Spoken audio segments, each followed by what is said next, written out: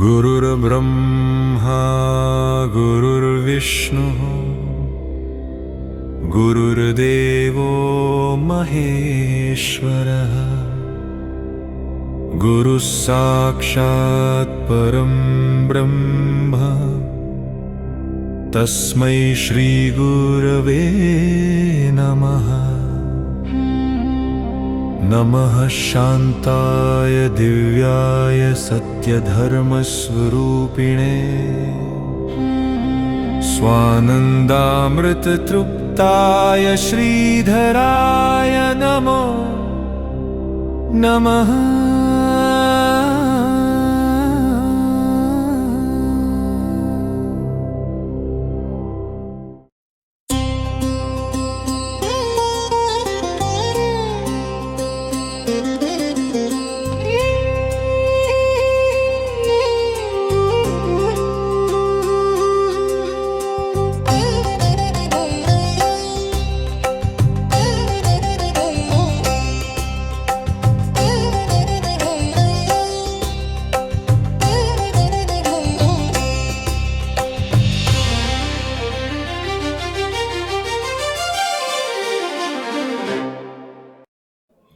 हरे राम राम राम हरे हरे, हरे कृष्ण कृष्ण कृष्ण हरे हरे, हरे राम राम राम हरे हरे, हरे कृष्ण कृष्ण कृष्ण हरे हरे, हरे राम राम राम हरे हरे, हरे कृष्ण कृष्ण कृष्ण हरे हरे, हरे राम राम राम हरे हरे, हरे कृष्ण कृष्ण कृष्ण हरे हरे, हरे राम राम राम हरे हरे, हरे कृष्ण कृष्ण कृष्ण हरे हरे, हरे राम राम राम हरे हरे, हरे कृष्ण कृष्ण कृष्ण। पुंडलीकवरदारी विठ्ठल श्री ज्ञानदेव तुकाराम, अवधूत चिंतन श्री गुरुदेव दत्त प्रभु रामचंद्र महाराज के जय, महारुद्र हनुमान के जय, भगवान गोपाल कृष्ण महाराज के जय, सद्गुरु भगवान श्रीधर स्वामी महाराज की जय, जय जय रघुवीर समर्थ। ओम पूर्णमिदं पूर्णात् पूर्णमुदच्यते पूर्णस्य पूर्णमादाय पूर्णमेवावशिष्यते। नमः शान्ताय दिव्याय सत्यधर्मस्वरूपिणे स्वानन्दामृततृप्ताय श्रीधराय नमो नमः। आदिनारायणं विष्णुं ब्रह्मणं च वसिष्ठं श्रीरामं मारुतिं वन्दे रामदास सद्गुरु श्रीधरं, स्वरूप सांप्रदाय अयोध्या मठ जानकी देवी रघुनाथ दैवत, मारुती उपासना नेमस्त वाढविला परमार्थ जगे, जय जय रघुवीर समर्थ।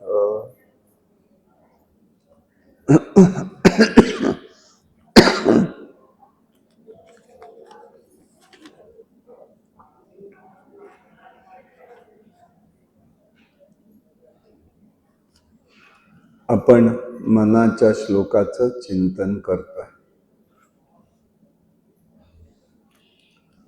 काल माग प्रतिपदा झाली, त्या निमित्ताने आपण गुरूंचं महत्व, श्रीधर स्वामींचा विचारही पाहिला।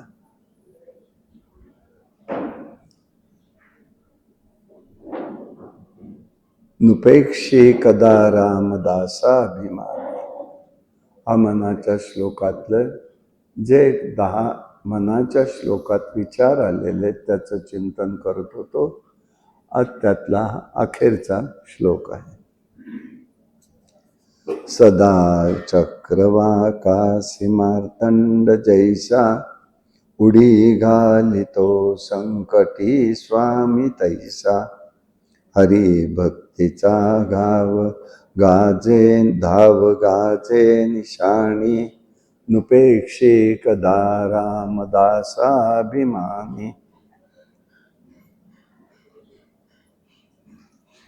याचा स्थूल रूपाचा अर्थ आपण पाहूया.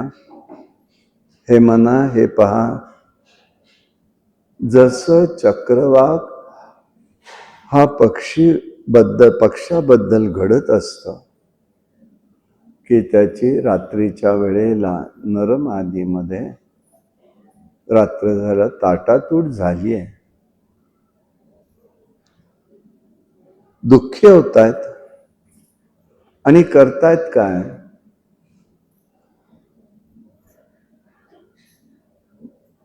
चक्रवाकासी मार्तंड जैसा. मार्तंड म्हणजे तो सूर्योदयाची वाट पाहत असतो. कशासाठी?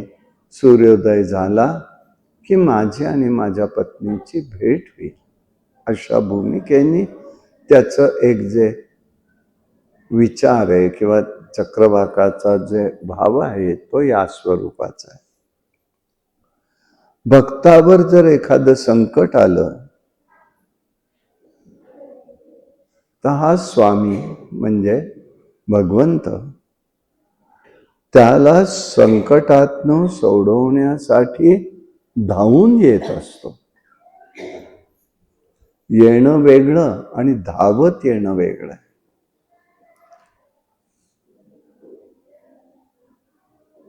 आणि त्या भक्ताचं रक्षण करतो असा भगवंत दासाभिमानी आहे.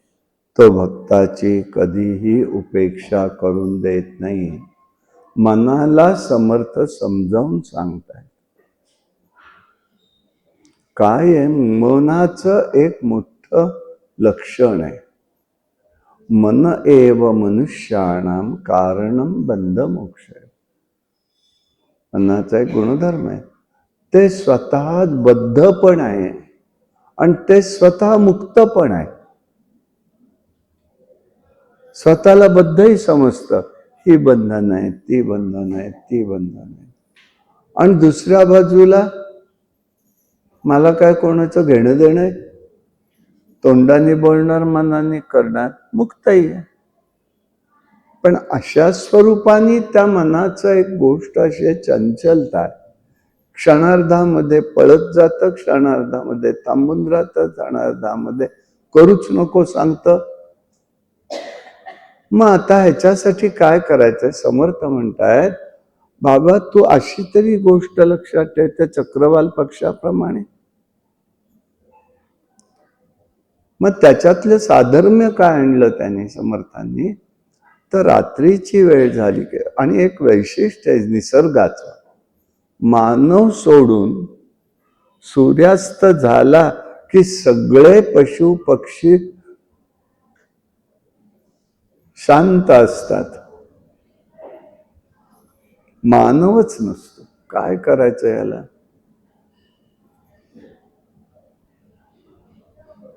कॉलेजमध्ये होतो, एक विद्यार्थी मला म्हणाला, सर मी नवीन उद्योग सुरू केलाय. बर म्हटलं, चांगली गोष्ट आहे.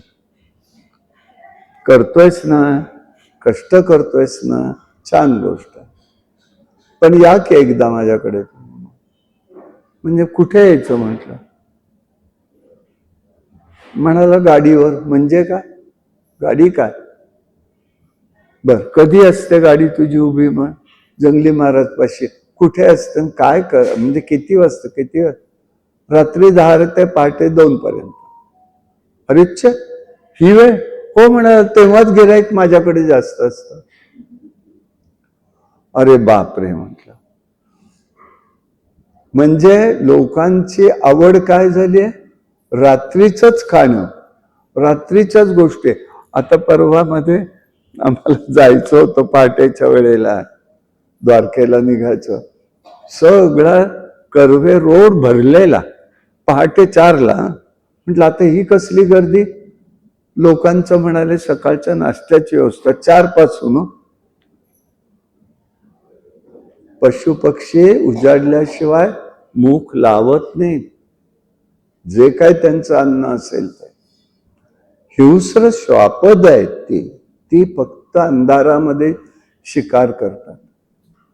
मग आपण कोण आहोत ते बघा. अशी स्थिती सध्या सगळीकडे झालेली आहे. दुर्दैव आहे. समर्थांनी याचं उदाहरण असं घेतलं की चक्रवाल पक्षी रात्रीच्या वेळेला ताटातूट नरमादीची झाली तर ते शांत बसून राहतात की सूर्योदय होईल. मार्तंड म्हणजे सूर्योदय होईल आणि मला माझ्या पत्नीचे माझ्या पतीचे भेट होईल. म्हणजे धीर आहे तसा तू धीर धर ना. येऊ देत संकट आलं तर. पण तो कसा आहे, हा प्रभू रामचंद्र कसा आहे, भगवंत कसा आहे, तर तो हरी भक्ती उडी घालितो संकटी स्वामी तैसा. तो उडी घालतो, तो धावत येतो. पण धावत येणं म्हणजे काय. काल ध्रुवाचं थोडंसं ऐकलं. वास्तविक त्याची उपासना ही 6 महिन्याची आहे.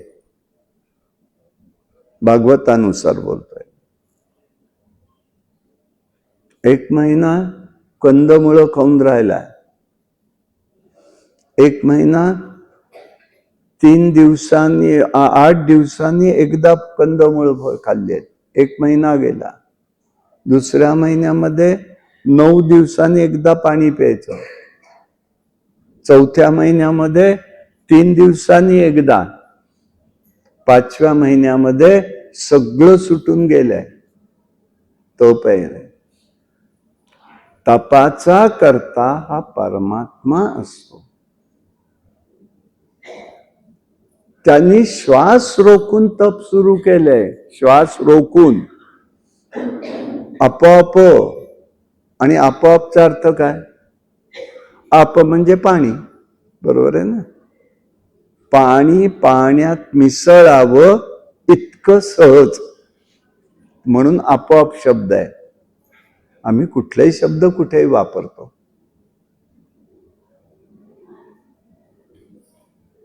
आता गंमत बघा. जेवण करतो ना आपण. जेवायला पंक्तीत बसलं तर काय म्हणतात लोक. सावकाश जेवा. आता बघा समर्थांनी सावकाशचा अर्थ काय लावलाय. समर्थांनी आकाश भूताचं दासबोधाचाच अर्थ काय लावलाय. सावकाशचा काय. स अवकाश. अवकाश म्हणजे पोकळी आणि स अवकाश म्हणजे अवकाशा म्हणजे पोकळी ठेवून जेवा असं आपण सांगत असतो. म्हणजे तुम्ही जेवू नका पोटभर. समर्थांचं सांगणं आहे. आम्ही तिकडे म्हणत नाही होत. पण आमचं लक्ष आहे का. आम्ही वाचतोय वाचतोय वाचतोय वाचतोय.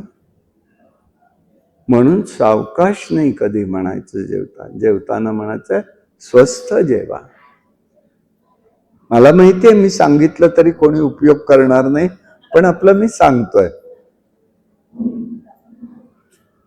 स अवकाश समर्थ सांगतात. शब्दांचे अर्थाकडे लक्ष पाहिजे. आपण गेल्या वेळेला पाहिलं. अहल्या शिळा राघवे मुक्त केली. सगळे जण एका बाजूला आहेत. समर्थ एकटे एका बाजूला आहेत. कोणीतरी लक्ष दिलं का. कीर्तनकारही देत नाहीत, प्रवचनकार देत नाहीत. अहिल्या शिळा झालेली नाहीये. शिलावत आहे. नाहीये. समर्थ किती संवेदनशील आहे त्याचा विचार करायला पाहिजे आम्ही. अहल्या शिळा राघवे मुक्त केली. पदी लागता दिव्य हो निगेली. रामाने पाय लावला. कुठे सांगितलंय का. कुठेही सांगितलं का. आम्ही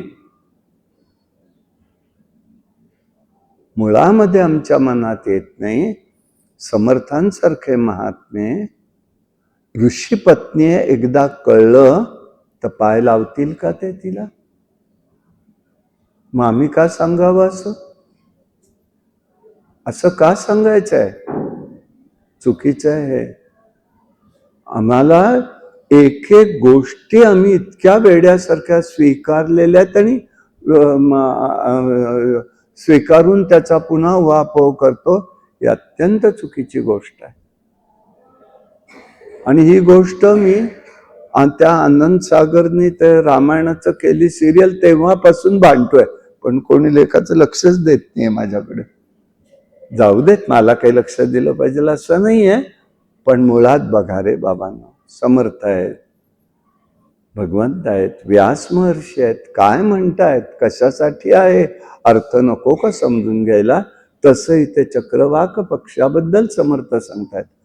तो धीर धरून राहिलाय, अकालतांडव करत नाहीये, चिडचिड करत नाही, आरडाओरडा करत नाहीये की आता मार्तंड होईल म्हणजे सूर्योदय होईल आणि माझी तिची भेट होईल. अरे संकट आलंय ना, येऊ दे. संकटाने काही फारसं होत नाही,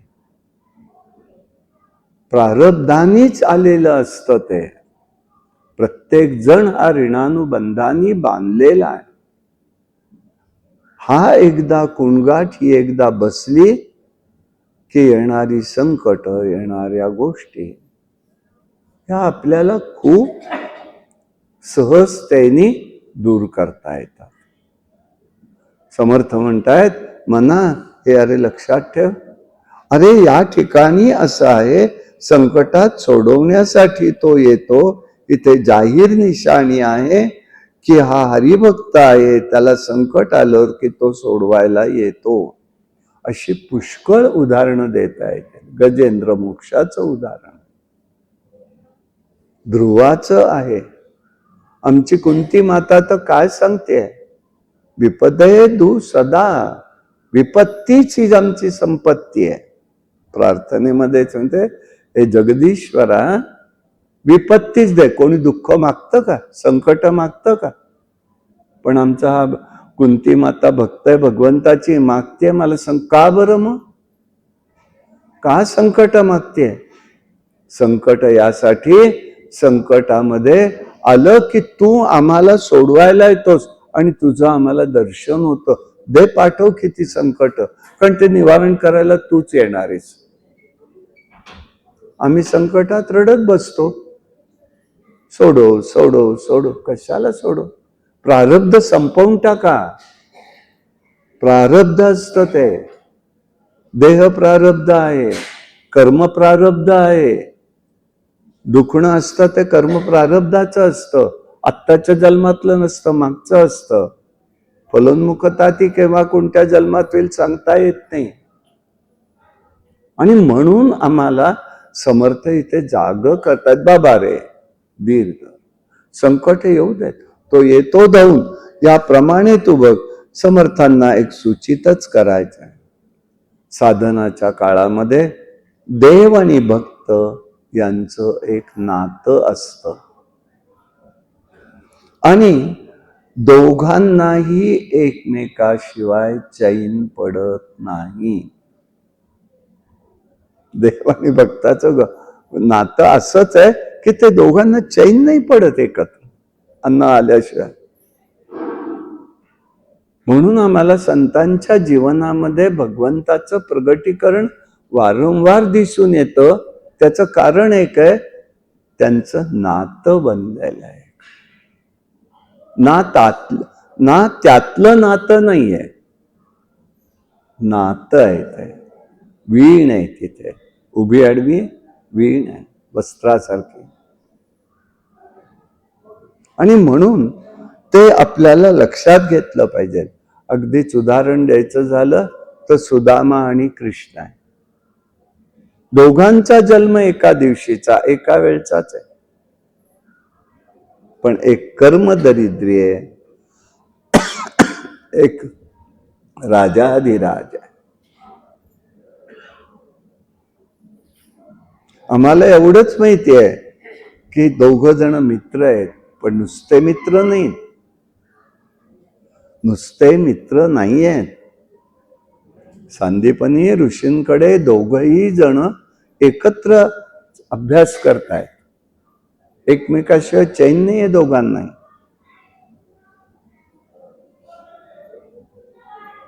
पण घटना काय घडली होती तेव्हा? एक गरीब भक्त आहे, एक गरीब भक्त आहे, बाई आहे, ती स्त्री आहे. जे मिळेल ते भगवंताला समर्पण करायचं हा अभ्यास आहे.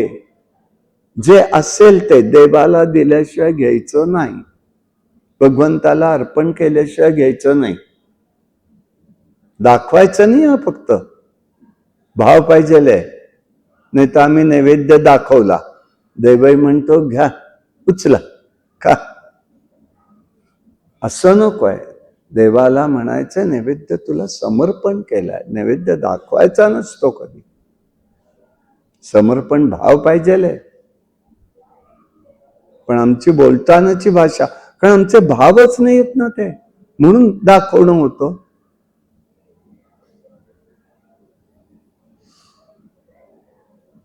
तर तो करायचा. ऋषी पत्नी ज्या वेळेला आश्रम स्वच्छ करायचा सकाळी, ती स्त्री होती, आणि त्या स्त्रीने असं जे काही मिळेल ते ठेवायचं. गरीब आहे, थोडं थोडं थोडं देवाला समर्पण करायचं. कोणीतरी मुठभर चणे दिले, तिने त्याची पुढचं हा बरोबर झालं. म्हणजे 4-6 दिवस गेले, 2-2 दाण्याचं नैवेद्य समर्पण. आणि म्हणून तिने ते पुरचुंडी जपून ठेवली. ती चोरांनी पाहिलं, पिवळं पिवळं दिसतंय, म्हणजे हिला कोणीतरी सोनं दिलंय, ही भावना. आता हे सोनं दिलंय, झाली दुर्बुद्धी, त्यांनी ते पळवलं रात्रीच्या वेळेस. ती ओरडायला लागली, चोरी केली, चोरी केली, मेरे कन्हैया का भोग ले गए, कन्हैया का भोग ले गए. आता त्या ठिकाणी लोक जागी झाली, त्या चोरांच्या मागे लागली. चोर आश्रमावरनं चालले होते, म्हणे आता लोक पकडतील, मारतील.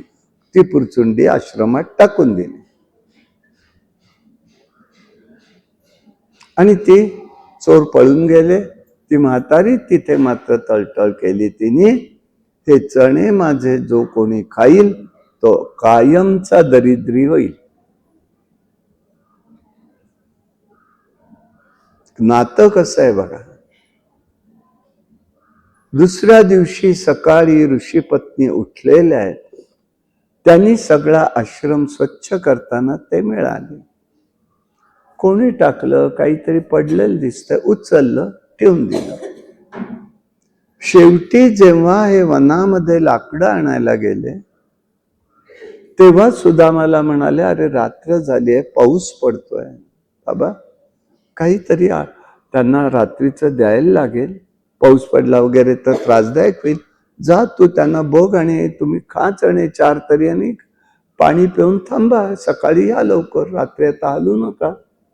हा गेला. त्याच्या पाठीमागचा भाव त्याच्या सुदामाच्या लक्षात होता, या स्त्रीने दिलेला शाप. तो म्हणाला, मी माझ्या कृष्णाला नाही देणार. तो नाही दरिद्री होता का, मला मी घातलं तरी चालेल. आणि म्हणून त्यांनी ते स्वीकारलंय. हे कन्हैयाला सुद्धा माहिती आहे, हे नातं आहे.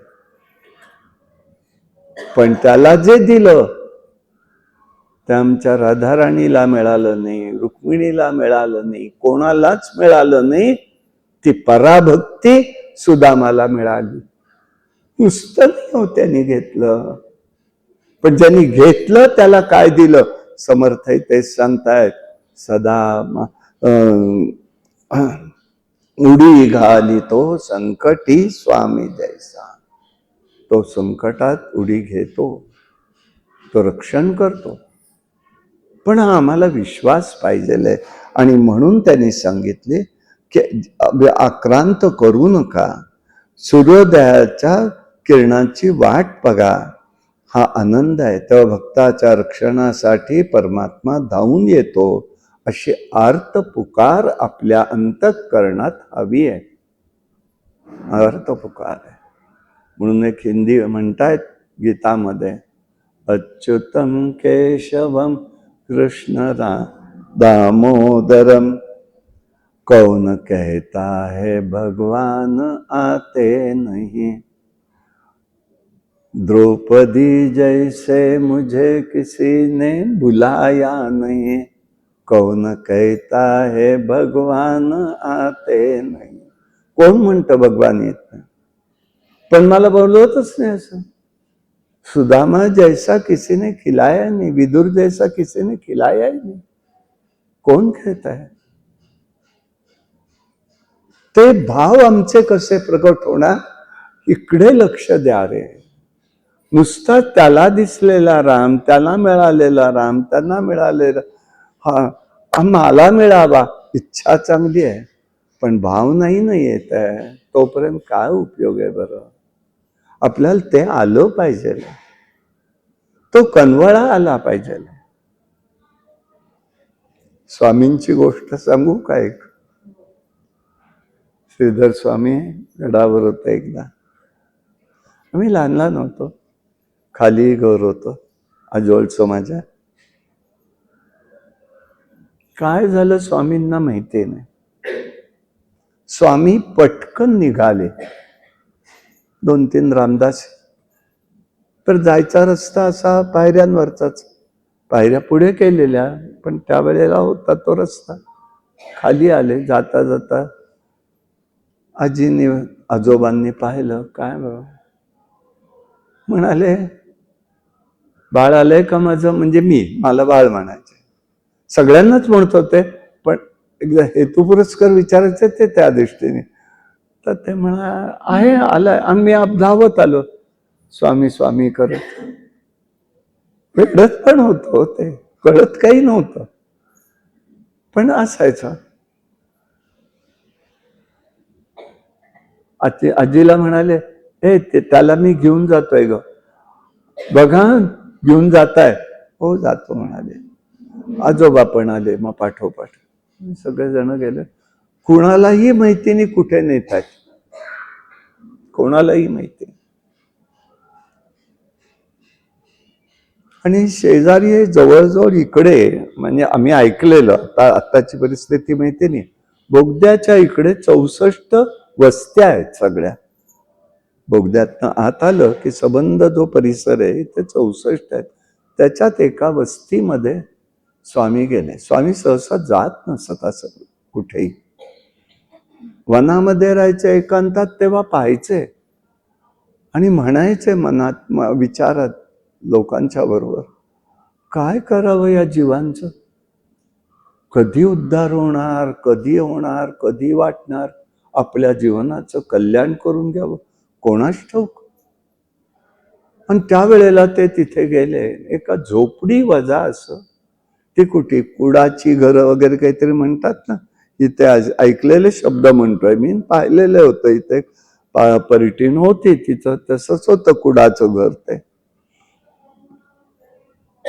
आणि तिथे म्हणाले जय जय रघुवीर समर्थ. ही सगळी लोकांच्या मनात शंका, हा काय प्रकार आहे, इथे कुठे आले स्वामी. आश्चर्याचं वाटत होतं. आम्हाला कुठे कळतं, आम्ही फक्त इकडे बघ तिकडे बघ आणि स्वामींच्या चेहऱ्याकडे बघ. भाव काही कळत नव्हतंय, पण काहीतरी चाललंय हे लक्षात येत होतं. आता कशाला आलं बाबा हे, आतून आवाज आला. मी भिकारीण काय द्यायचं त्याला, जय जय रघुवीर समर्थ मागायला.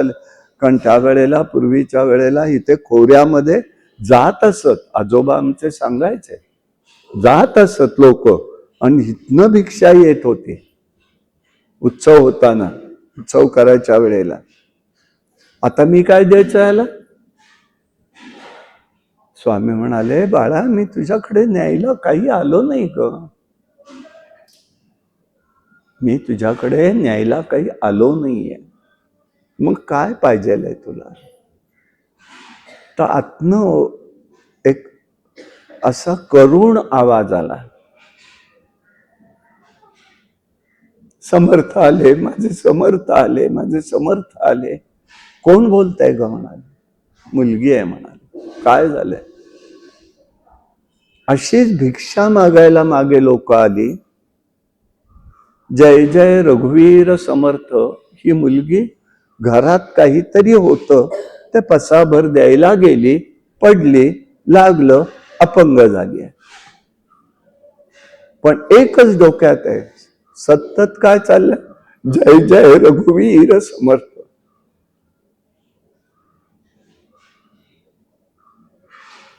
जवळ गेले. येऊ का म्हणाले आज स्वामी. काय देणार मी तुला बसायला आणि करायला बाबा, ये. आता इथली भाषा मला बोलता येणार नाही इथे, पण तसे माहिती आहे या लोकांना, तिथल्यांना. मग त्यांनी आत गेले. बाळा बरं आहे का रे, स्वामींनी विचार. जवळ उभे राहिले आणि त्यांनी बघत बघत आनंद टाळ्या वाजवल्या. मला दर्शन झालं, मला दर्शन झालं, मला दर्शन झालं. कोणाला काही कळेना. बरं बाकी लोक आत गेलीच नाही. मीन स्वामी लहानच होतो, टाळ्या वाजवते, बघतोय, डोळे पाणावलेले. आता शांत हो बाळा, वेळ आली आपल्याला, काळजी करू नको, माझा राम राया तुझ्या बरोबर आहे. डोक्यावर हात फिरवला, बाहेर आले आणि इतक्या झपाट्याने आणलं, मला सुद्धा कळलं नाही की मी इतका जोरात कसा बरोबर बाहेर पडलो.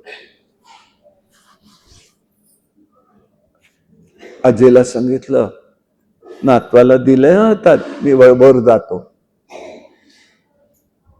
आणि संध्याकाळी बातमी समजली, त्या मुलीने देह ठेवला. उडी घालितो संकटी स्वामी जैसे. कसा धावत येतो, हे दृश्य मिळालं.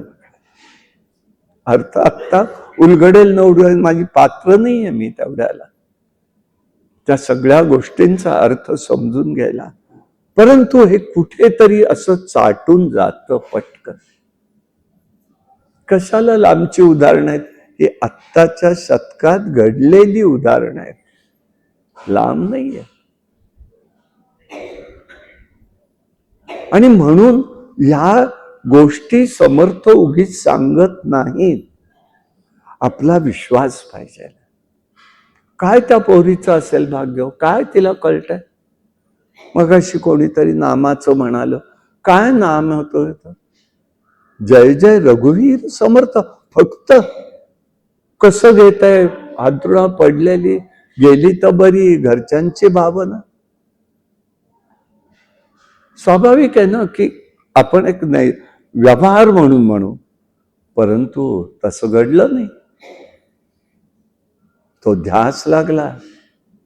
समर्थांच्या भिक्षेला घालायला निघालेली पोर आहे, भिक्षा घालायला पडली आहे, अपंग झाली आहे. पण ध्यासामध्ये परमात्म्याची साथ सोडली. एक एक शब्दाला अनंत मोलाचं मौल्य आहे, मूल्य, अनंत मूल्य मिळालं तिला. स्वामींसारख्यांना प्रेरणा वाटली. का बरं असे स्वामी धावून जात असत. परवाच एकाने मला सांगितलं, त्यांच्या हैदराबादला होते आणि त्यांच्या वर्गातली, शाळेतली एक मुलगी होती, म्हणजे सहअध्याय. आता तिचंही वय झालेलं, स्वामी म्हणून प्रगट झालेले. ते म्हणे, कोण आज हे स्वामी आले, चला बघायला जाऊ. म्हणून ती भेटायला गेली, बघायला, दर्शनाला. स्वामींनी बरोबर, तू हेच ना. हो म्हणाली. तुला ओळखलं श्रीधर तू? एवढं म्हणाला, हो ओळखलं मी तुला. म्हणून तर विचारलं ना, कशी आहेस, बरी. मग आता तिच्या मनात असं यायचं, आता याला मी घरी कसं बोलवायचं, माझ्याकडे एवढं तर नाही घरात. स्वामींनी ती रोज दर्शनाला येते म्हणलं, एक दिवस म्हणाले, येतो मी तुझ्याकडे. उद्या मी तुझ्याकडे भिक्षेलाच येतो. आता नाही कसं म्हणणार? केले, तयारी केली, बघितलं का जातात स्वामी सुद्धा कसे. उडी घालितो मार्तंड जैसा, संकटी स्वामी जैसा. कसं? तर तिथे त्यांच्याकडे गेल्या गेल्या स्वामींनी बघितलं, त्यांनी पाय धुतले, हे केलं आणि हात पूजेला थांब म्हणाले. त्यासाठी आलो नाही आता, कर तू, पण नंतर. घरात फिरले, एका दोन ठिकाणी ते थांबले. कोणी दिलंय म्हणाले, आधी उचलन फेक, आधी उचलन फेक. का स्वामी तू? तिने लगेच केलं तात्काळ. मग त्यांनी सांगितलं, येणारा जाणारा माणूस कोणीतरी दिलेलं काहीतरी, आणि त्याच्यामध्ये बाहेरचा प्रकार आहे, घरातली अशांतता गेलेली आहे. एका दर्शनामध्ये तिच्याकडलं सगळं स्वरूप स्वामींना समजलं. संकट येणार आहे तिच्या घरावर, आज जाऊन त्यांनी दूर केलं. मी काय सांगतोय, चमत्कार नाही हा.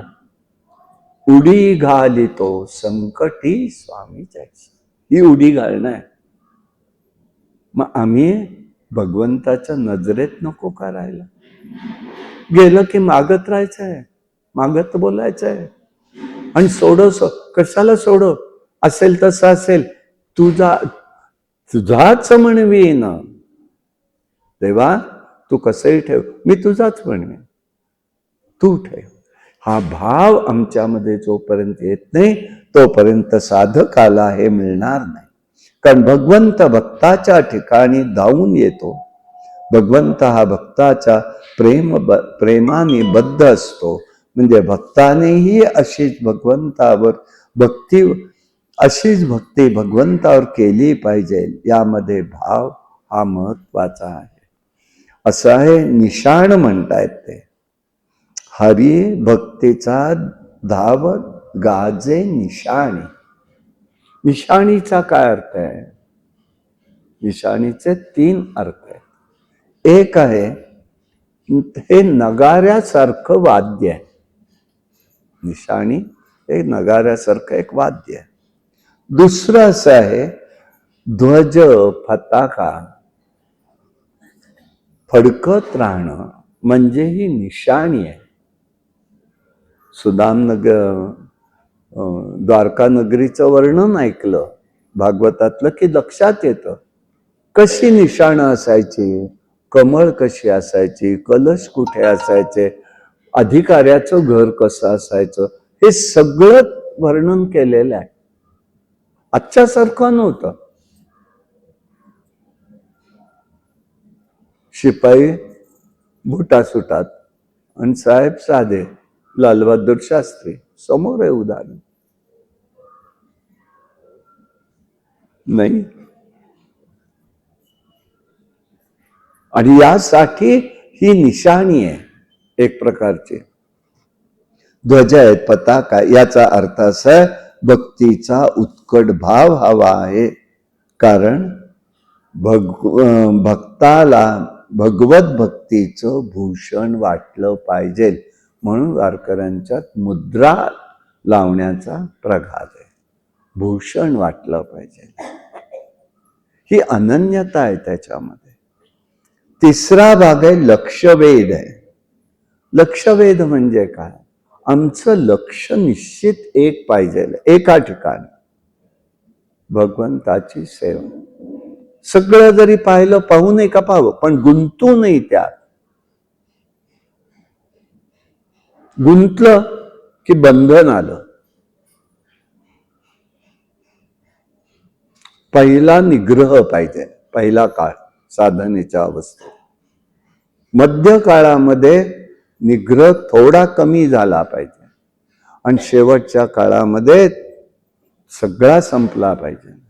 साधना थोडी करावी, पण ती शेवटपर्यंत टिकेल इतकीच असली पाहिजे. थोडी करायची आहे, पण ती शेवटपर्यंत टिकेल अशीच असली पाहिजे.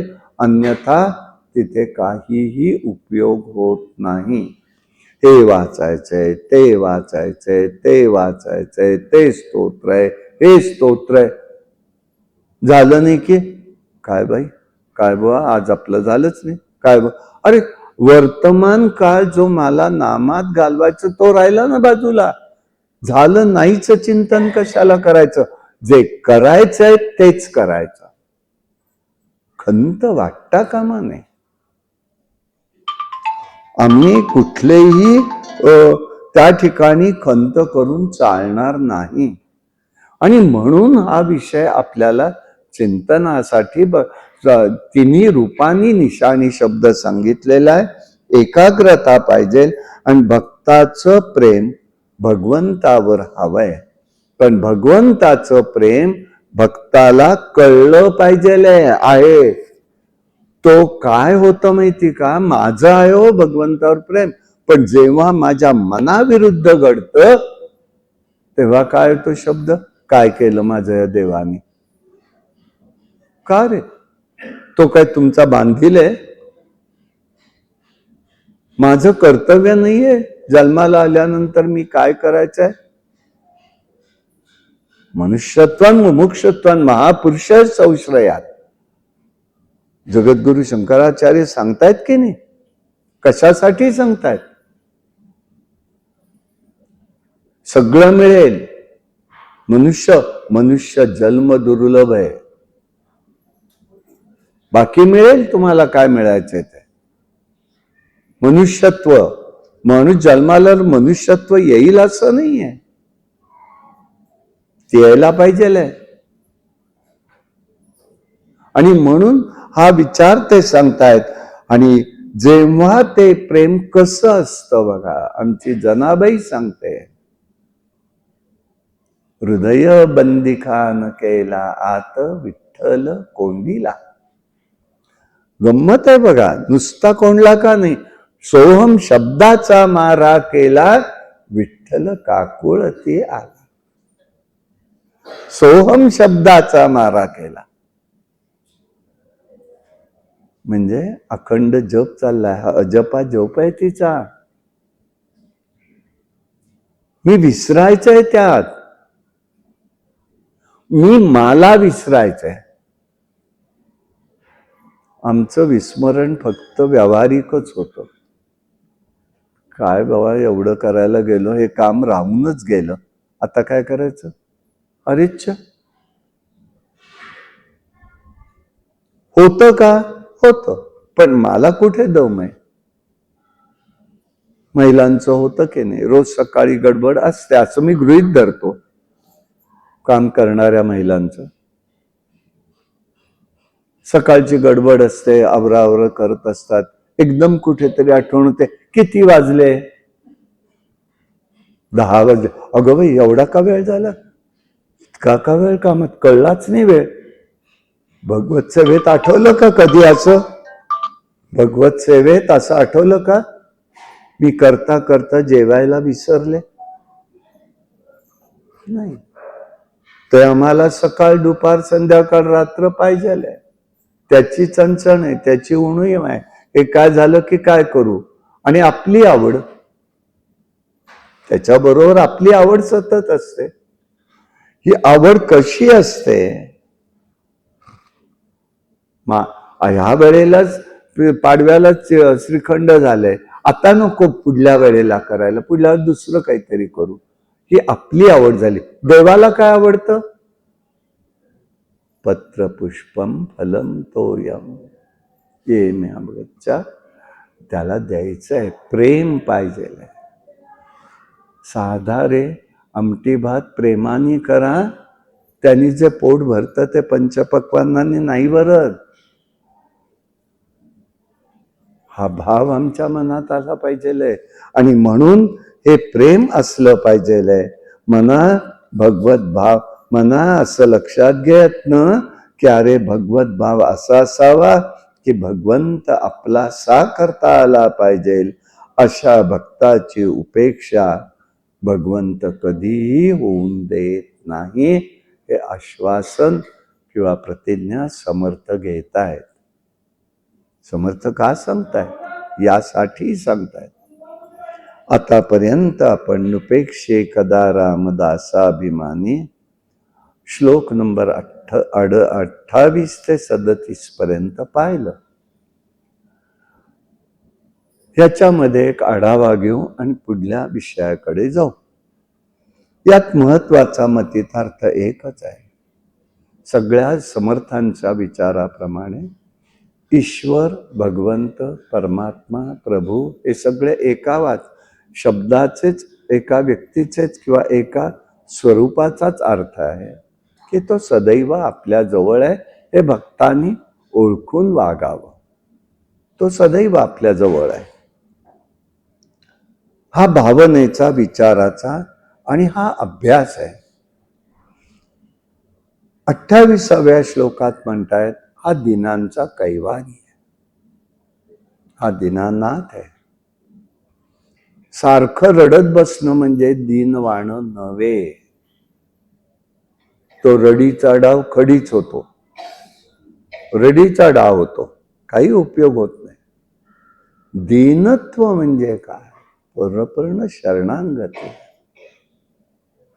दुसरा भाग आहे राग. 29व्या श्लोकामध्ये म्हणतायत राघवाची प्रतिज्ञा आहे, ब्रीद आहे, भक्ताचं रक्षण करणं. तेव्हा तू विचार करू नकोस. समर्थ म्हणतात परमात्मा जवळ आहे.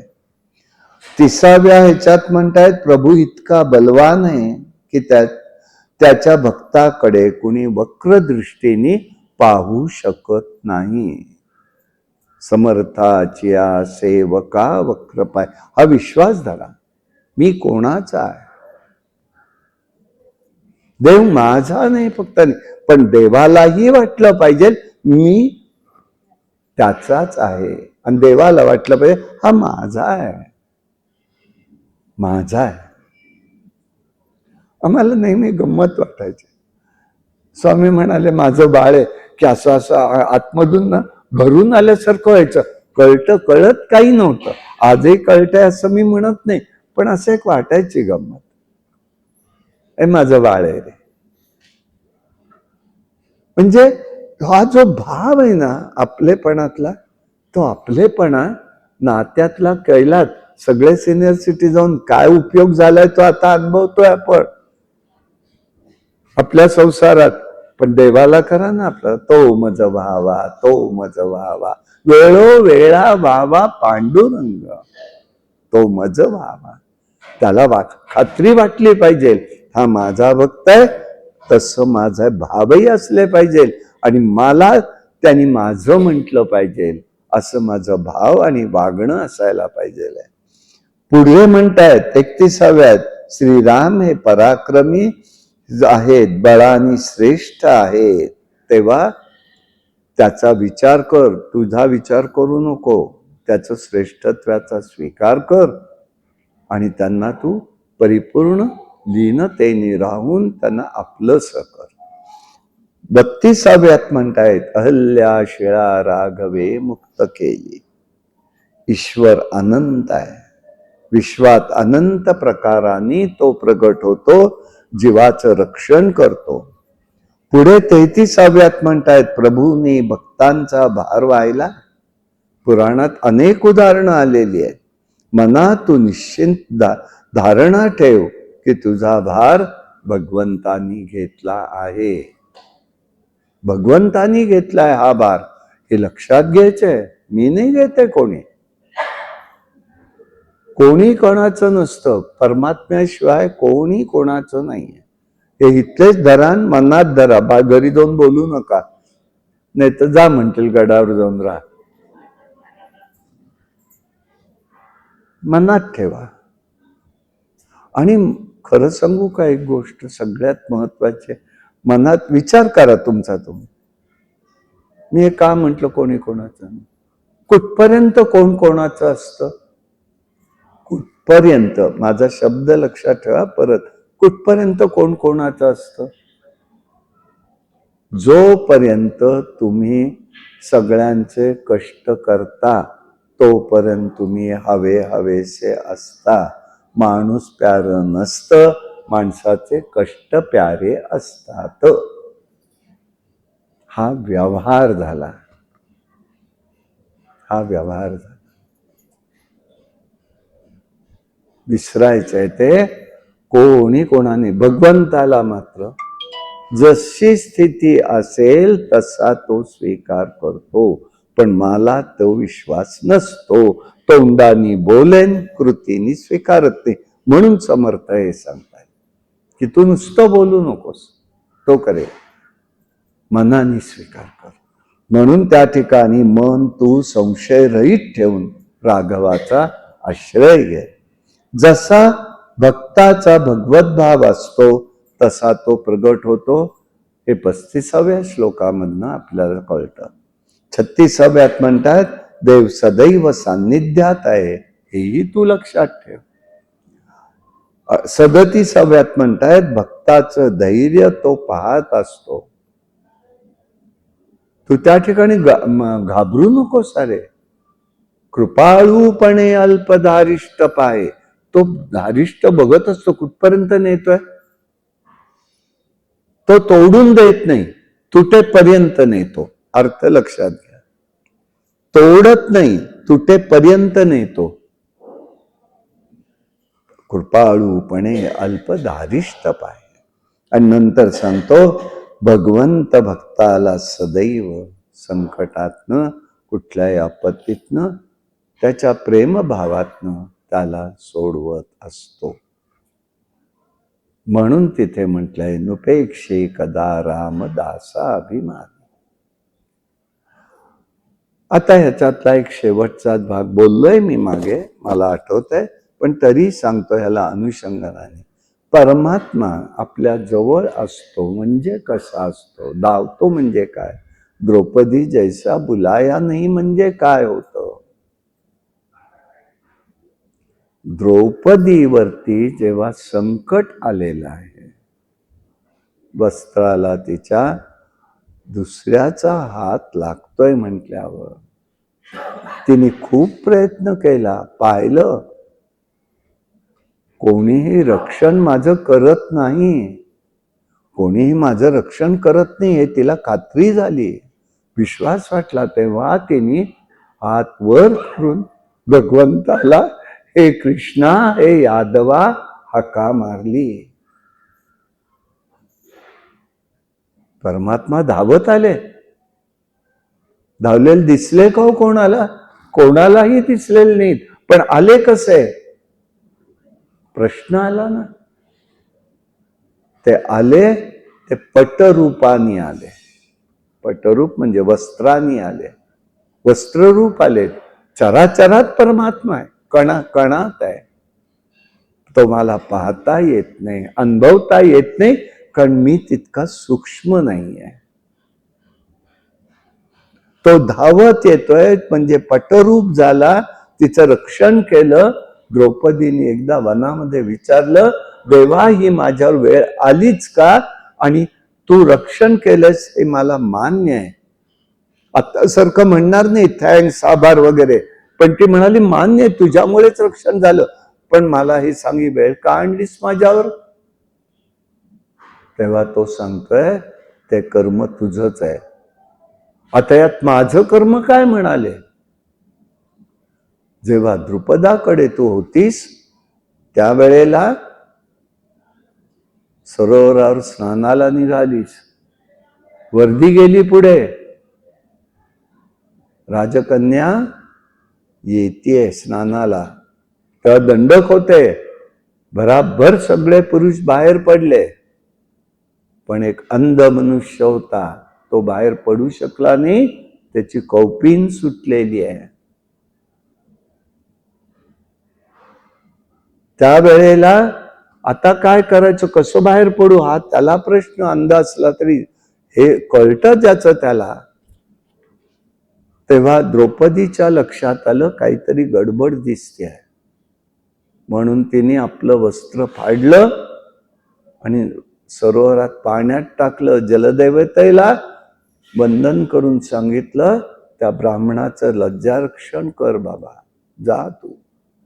तो पदर तिकडे गेला, तो काय जो वस्त्र होतं ते पदराचं फाडलेलं, तो पाण्यात हात फिरवत फिरवत असताना काही सापडतंय का, वस्त्र लागलं, कौपिन नेसला, बाहेर पडला, उगवत्या सूर्याकडे नमस्कार केला. हे नारायण, अरे नारायण, अरे ज्या कोणी माझं असं रक्षण केलंय त्याचंही तू रक्षण कर.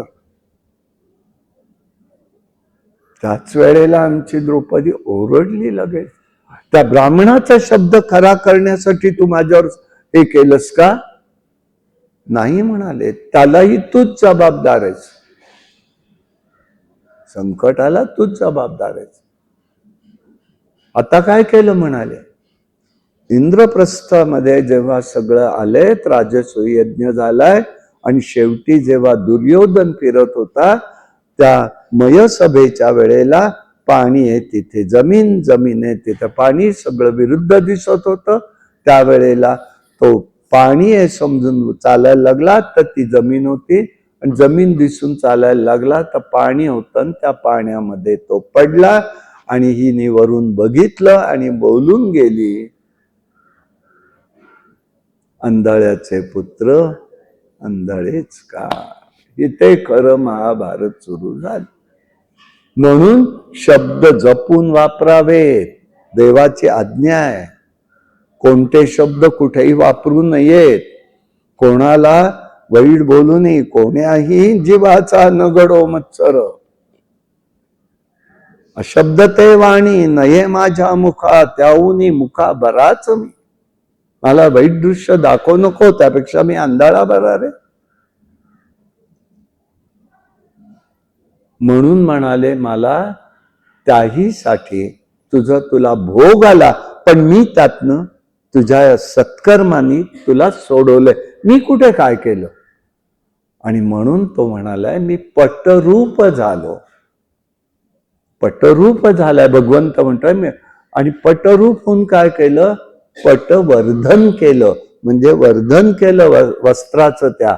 म्हणून पटवर्धन आडनाव ज्यांचं आहे त्यांनी ओळखावं की आपल्या आडनावाची उत्पत्ती कोणापासून आहे. पटवर्धन आहे, तो भगवंताचं नाव आहे. ही अर्थच आहे. भगवंताला वाटतच असतो, तो बरोबर करत असतो, त्या चाकोरी आणत असतो, पण आम्हाला धीर कुठे आहे. म्हणून तिथे सांगितलं, वेदशास्त्र पुराणी हे सगळे उदाहरणं आहेत. अरे तू नको असा विचार करू मना. आणि मनाला का समजवतायत, तर मनच सगळ्यामध्ये गडबड करणारं असतं. इंद्रिय आहे ते, दिसतही नाही, दुसऱ्याचं जाणताही येत नाही, आणि स्वतःच असलेलं आपल्याला सोसत नाही. म्हणून समर्थ सारखं त्याला जागेवर आणतायत, बाबा ये राहा, असा कर, तसं कर, तसं कर. आम्ही एक तरी गोष्ट घेतली ना, आपल्या जीवनाचं सगळं कल्याण आहे रे बाबांनो. समर्थांनी उगीच एवढं मांडलेलं नाही आहे. समर्थांनी भरभरून दिलेलं आहे, आपल्याला दाखवून दिलेलं आहे. त्यातला एक जरी विचार आमच्या डोळ्यासमोर, आमच्या जीवनात उतरला ना, तर सोनं काय फिकं पडेल इतका आनंद आहे. ते आपल्याला पाहायचंय. आणि म्हणून त्यांनी सांगितलं, आता हे सगळं करण्यासाठी तुला मी खात्रीने सांगतोय, समर्थ म्हणाले. मग आता ते म्हणाले, हे बघ आता तुला सांगतो एक गोष्ट. म्हणाले, काय सांगताय? भगवंताला, मनाला भगवंतापाशी कसं राहायचं? लगेच उपाय देतात ते, लगेच उपाय देतात. तुला वाटतंय ना, विश्वास नाही ना वाटत, मी तुला सांगतो कसं राहायचं भगवंताशी. म्हणून त्यांनी 38 ते 42 या 5 श्लोकामध्ये साधकांना मनाच्या माध्यमातून साधकांना दिलेला उपाय येतो. तो कोणता उपाय आहे? मना प्रार्थना तुझला एक आहे, रघुनाथ थकीत हो निपाहे, अवज्ञा कदा हो यदर्थीन कीजय, मना सज्जना वस्ती राघवी वस्ती की जय जय. श्रीराम, मना माझी तुला प्रार्थना आहे रे बाबा. माझी विनंती आहे. किती कनवाळू पण आहे. समर्थांचं अंतःकरण किती कोमल आहे. कठोरही तितकेच आहेत, पण तितकेच कोमल आहेत.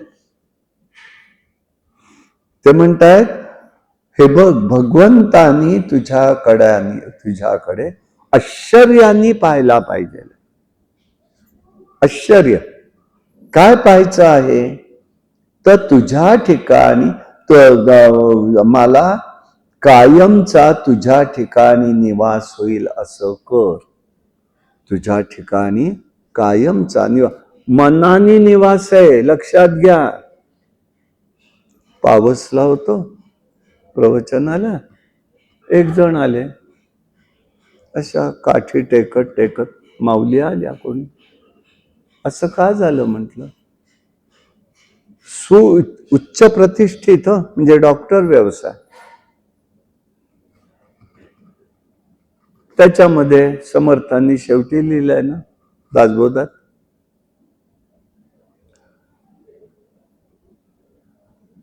भगवंताच्या सख्खत्व्यासाठी पडाव्या जीवलिगांच्या तुटी.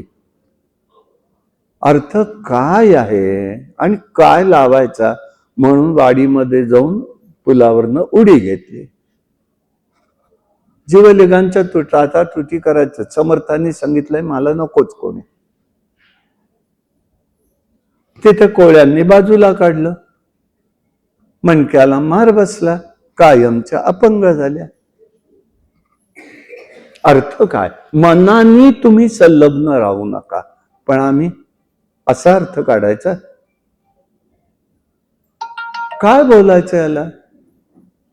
तसं करायचं नाहीये. म्हणून म्हंटल मी तुम्हाला, ते म्हणतायत की तुझ्या ठिकाणी मनाने भगवंतापाशी सदैव राहायचंय. मनाने तो मला पाहतोय, मला त्याचं बघायचंय. अंजारून गोंजारून लहान मुलाला जसं पटवत असतो तसं ते वेडं वाकडं व्हायला लागलं की थांब थांब, बघू करू.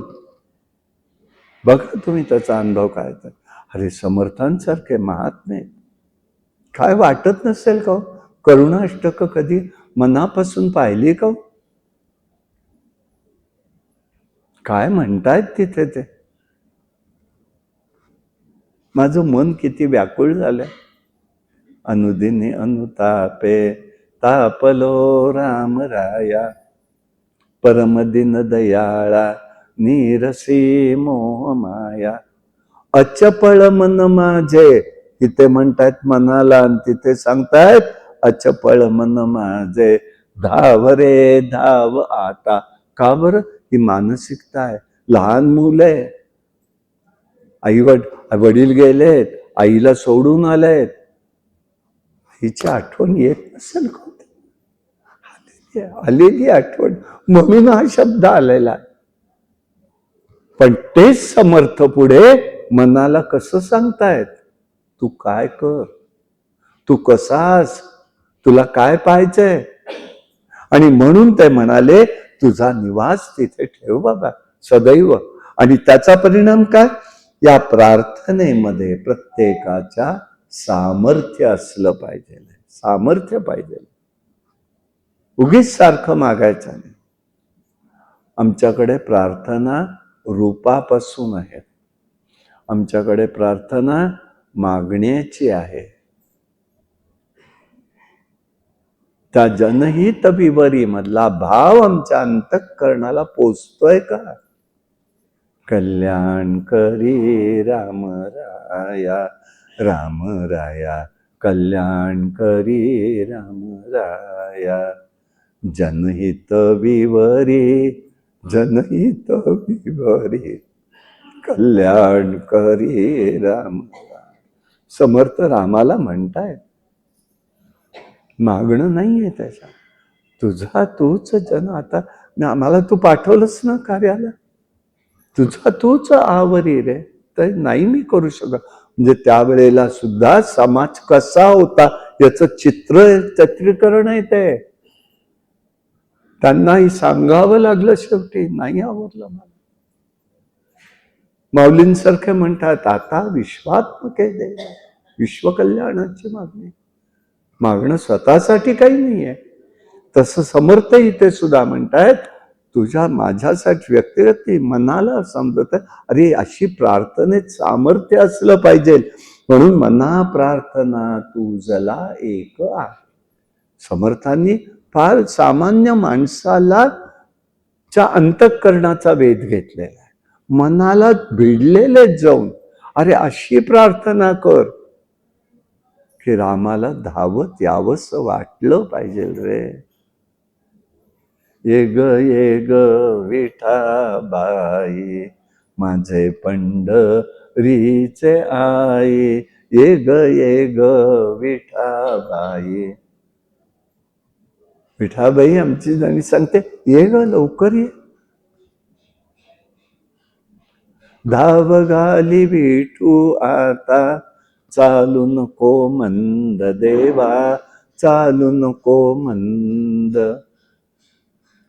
बडवे मज मारताती काय केला अपराध काय केला अपराध. धाव घाली विठू आत चालू नको मंद. हा भाव आम्हाला येणार का नाही? अशी प्रार्थना कर म्हणतात की जेणेकरून तू त्याच्यापाशी राहशील. ये तू ये तुझ्यापाशीच आहे. आणि त्यासाठी मग रघुनाथ थकीत झाला पाहिजे. अशाच प्रमाणे आमच्याकडे कुंतीची प्रार्थना आहे, प्रल्हादाची आहे, संदीपकाची गुरुचरित्रात आहे. रामाला सुद्धा प्रार्थनेला आश्चर्य वाटलं पाहिजे. आता वेळ अजूनही आली नाही ना पालखी. एकच मिनिट फक्त घेतो आणि थांबून उद्याला परत विचार करू. देवालाही तुमच्या प्रार्थनेचं आश्चर्य वाटलं पाहिजे. 2010 साली बद्रीनारायणामध्ये आमचे बद्रीनारायणला भागवत कथा झाली. पुष्कळ छान अनुभव घेतो तो भगवंताचा. आम्हाला आपला अनुभव येतो, आनंद वाटतो, घेतात. बरोबरांचा वाटलं घ्यावा, नाही वाटलं नाही. आग्रह कोणाला नाही. खरं खोटं मी करायला जात नाही. माझा भाव आहे, माझा पुरता. शेवटच्या दिवशी आपले म्हटलं नारायणाची पूजा करावी. काय तिथल्या पद्धतीने आहे ते सांगितलं. आणि मनामध्ये एक भाव आला. मी, मुलगा, सौभाग्यवती आम्ही 3 जण होतो. बाकी काही लोक होते. बाजूला पुढे बसलो होतो. पूजा करून घेतली. तिथल्या लोकांना सेवेकरांना म्हटलं, बाबांनो मला एक गोष्ट फक्त इथनं दर्शनाला हवी आहे, द्याल का रे? म्हणे काय आहे? म्हटलं उद्धवानी ज्या सुवर्ण पादुका भगवंताच्या आणल्यात त्या दाखवाल का मला? फक्त लांबनं दाखवा, स्पर्श करणार नाही, काही नाही, फक्त दर्शन घेणं, हात जोडेन त्याचे. भागवतात लिहिलं आहे, ते खोटं नसणार याचा विश्वास आहे. आणि तेवढं त्यांनी हितेच आणलंय ते कळलंय, तर मला तुम्ही तेवढं दाखवा. नाही म्हणाले, इथे काही राहिलेलं नाहीये. काळाच्या ओघात कुठे काय गेले माहिती नाही. अहो 5000 वर्षापूर्वीची गोष्ट. हो म्हटलं मलाही माहिती. बर, मी असं करतो, मी इथं कोपऱ्यात बसून राहतो. तुम्हाला जेव्हा प्रेरणा होईल तेव्हा दाखवा. नाही तर मी इथेच थांबणार आहे आणि आत्ताच थांबणार आहे. विष्णू सहस्रनाम म्हणत बसू. ते खूप रागवले, त्यांची चिडाचिड झाली, बाकीच्या लोकांचं हे झालं. मी शांत बसून राहिलो. देवा मला फक्त तेवढं दर्शन देशील का रे म्हटलं. आज मला काय आठवण झाली बोला असं वाटतं माहिती, पण बोलतोय. तिथे जे असतात ते रावळजी असतात मुख्य सगळ्यात. तेच फक्त त्या नारायणाच्या मूर्तीला स्पर्श करतात. त्यांच्यापर्यंत ही बातमी गेली की पुण्याचे महाराष्ट्रातले कोणीतरी आलेले भागवतकार आणि ते असं म्हणतायत. अर्ध्या तासाने, पाऊण तासाने रावळजींचा निरोप आला. उसको दर्शन करवा हो. आणि मला तिथल्या त्यांच्या हातून भगवंताच्या पादुकांचं दर्शन झालं. अर्थता तिथपर्यंत पोहोचली. भगवंत देतो, मला हे म्हणायचं आहे. मला तुम्हाला एवढंच सांगायचं आहे, मी अनुभव म्हणून नाही सांगत आहे, घडलेलं सांगतो की अरे अशी अर्थता आमच्या आमचं काय होतंय, आवरा उठपा आटपा उरका, धा पळा पळा पळा पळा पळा, एकाच स्थानाला जा, पण परिपूर्ण भगवंताची अनुभूती घ्या. काशीला असो, वाराणसीला, प्रयागराजला असो, अयोध्येला असो, नाही तर तुमच्या इकडे अयोध्येचं किती महत्व आहे. सौराष्ट्र स्वामींच्यामुळे झालेलं आहे. हे कोणीही आणत नाहीत, राजकारणीचा जाऊ देत, पण प्रत्यक्ष स्वामींच्यामुळे सौराष्ट्र घडू शकलेलं आहे. पण दुसरा भाग सांगतो, मग पुढचं उद्याला लागलं तर आठवण करा, उद्या सांगेन ती घटना. हिते अयोध्येला स्वामी पहिल्यांदा गेले, तेव्हा जाऊन आल्यानंतर काळारामाची व्यवस्था नव्हती, काय करायचा प्रश्न होता. आपल्या परळीतल्या एका देशपांडे, म्हणजे आमचं घराणं आहे ना, त्यातल्या एकाच वासुदेव मला वाटतं, त्यांच्यापैकी एकाला तिथे नेऊन ठेवलंय. आज कोणीही जा तिथे काळाराम मंदिरात, परळीचे देशपांडेच आहेत तिथे, ते देशपांड्यांच्याकडे व्यवस्था स्वामींनी लावलेलं आहे, रांकी सगळं तिथलं. पण आम्ही स्मरत नाही, बघत नाही. स्वामींनी इतकं जागृत करून ठेवलेलं आहे, पण आम्ही उपासनेनी पुढे क्षमा मागून बोलतो, नेऊ शकत नाही आहोत.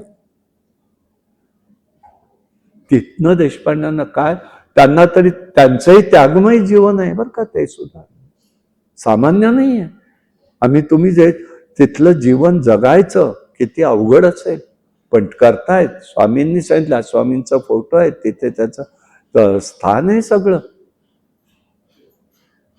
त्याचा अनुभव घ्यायचा आहे रे बाबांना, अनुभूती. आणि अनुभूती घेतल्याशिवाय भाव प्रगट होत नाही, पण भाव निर्माण झाल्याशिवाय अनुभूती मिळत नाही. म्हणून आर्तता पाहिजे. म्हणून समर्थ म्हणतायत, मना प्रार्थना तुझला एक आहे. आणि म्हणून भगवंताविषयी तळमळ हवी आहे. जेव्हा परमार्थाची ओढ अनिवार्य होते,